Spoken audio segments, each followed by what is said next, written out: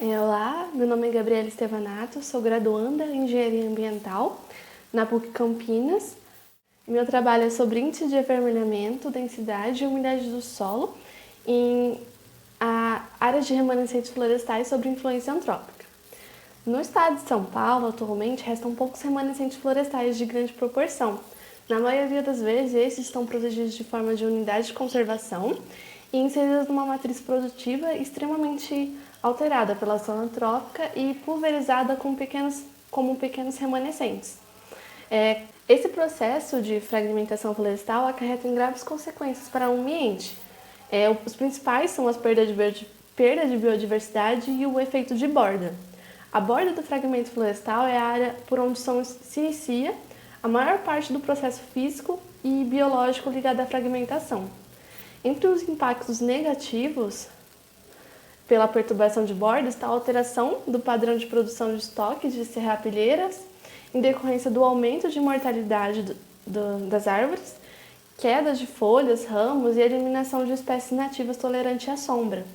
De forma semelhante, a população de organismos do solo também apresentam alta sensibilidade à alteração do meio e ao estresse ambiental, características importantes para a sua aplicação como indicadores biológicos da qualidade do solo.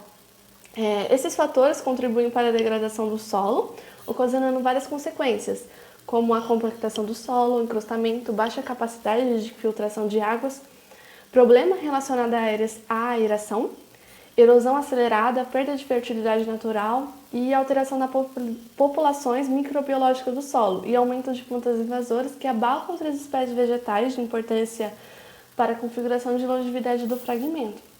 Com base nessas informações, o presente trabalho visa contribuir na discussão da qualidade do solo em ambientes florestais, localizados em áreas urbanas e que sofrem influência direta de diferentes formas do uso da ocupação do entorno, principalmente em suas áreas de borda. Então, para isso, a gente realizou algumas análises para a caracterização desse solo. O estudo foi realizado na Mata de Santa Genebra, que ocupa uma área de 2.517.759 metros quadrados. O clima caracteriza-se como quente e úmido, com invernos secos e verões quentes e chuvosos, sendo que a temperatura média do mês mais quente encontra-se acima de 22 graus Celsius e do mês mais frio, abaixo de 18 graus.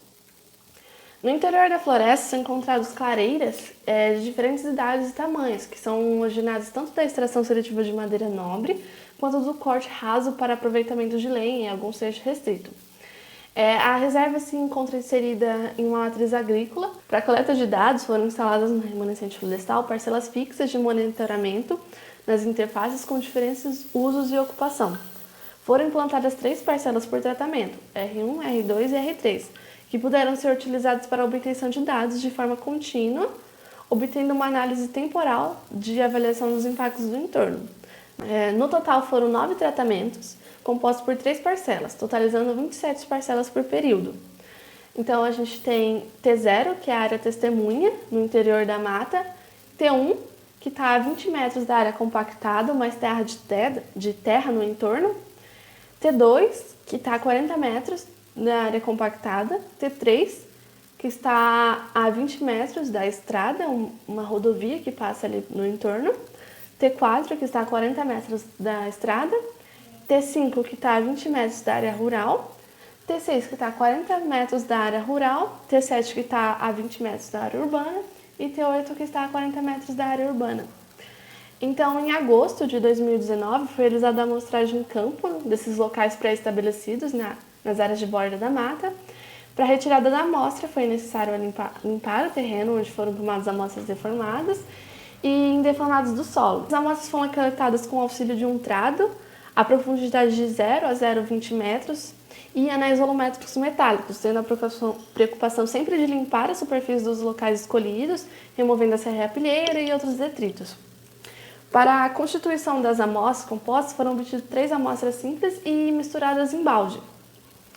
Após as coletas, as amostras foram armazenadas em sacos plásticos de aproximadamente 2 kg de terra e posteriormente enviadas ao laboratório para preparação e análise de acordo com os procedimentos descritos pela Embrapa. As análises físicas foram feitas no laboratório de mecânica do solo do Centro de Ciências Exatas, Ambientais e Tecnológicas, o CEATEC, do Campus 1 da PUC Campinas, em São Paulo. Então, dentre as análises, a gente fez a determinação da densidade aparente do solo, que parte do princípio de coletar as amostras indeformadas através do auxílio de um anel de aço, de bordas cortantes e volume interno de 50 centímetros cúbicos. Para o procedimento, primeiramente foi anotado o volume do anel utilizado, que continha a amostra. Em seguida foi pesado o conjunto, anel mais solo. Sequencialmente foi elevado à estufa a 105 graus Celsius e após 24 e 48 horas retirado, resfriado e pesado. Com base nos resultados, a gente fez os cálculos para a determinação da densidade aparente. Também foi realizada a determinação da umidade atual, que representa o teor da umidade presente na amostra de solo, transportada em embalagem impermeável e vedada. Para o procedimento, a amostra foi colocada em uma lata de alumínio numerada e de peso conhecido. Foi pesada e levada até a estufa a entre 105 e 110 graus Celsius durante 24 horas. Depois foi retirada da estufa, dessecada, resfriada e por fim pesada novamente. E com base nesse valor, a gente calculou a densidade atual da amostra. A gente fez também a determinação de cor, que foi efetuada no campo em amostras do solo úmido, empregando-se a carta de Munsell. E depois da avaliação da matiz, valor croma, foi calculado o índice de avermelhamento.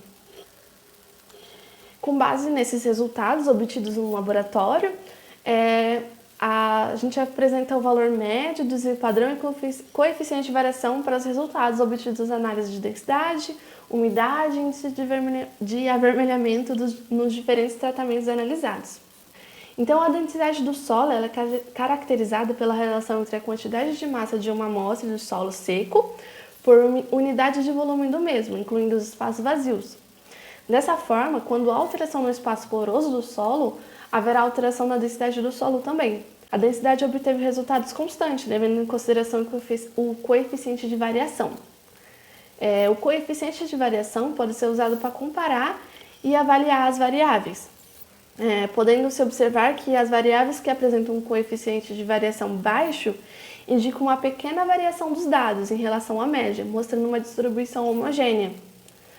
E observa-se que a densidade analisada nas interfaces dos limites da mata são maiores que no interior, indicando alguma vulnerabilidade à compactação.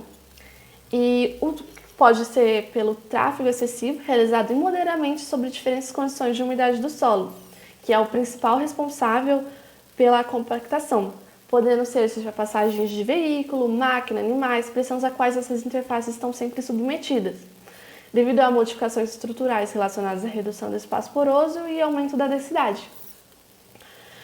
Com o acúmulo de matéria orgânica, também pode haver alterações no predisposição à compactação. No entanto, a textura do solo e seus efeitos associados à retenção de água, coesão e densidade do solo determinarão a magnitude e o tipo de efeito também. A compactação decorrente da atividade agropecuária também pode causar modificações na retenção de água do solo, resultantes das alterações sofridas na distribuição do diâmetro dos poros, principalmente a redução da macroporosidade. E, a partir dos resultados obtidos, foi possível criar uma correlação entre os mesmos. Com isso, pode-se observar que a densidade do solo e a umidade se correlacionam negativamente, ou seja, com uma maior umidade tem como resultado uma menor densidade, e positivamente entre umidade e índice de avermelhamento. Contudo, a cor do solo tende a ficar mais escura à medida que a concentração de matéria orgânica aumenta, gerando uma proporcionalidade possível de ser calculada, onde esses solos escuros podem conter uma grande atividade microbiana e fertilidade. Com base nos resultados obtidos, é possível observar uma diferença significativa entre os dois tratamentos de cada área analisada.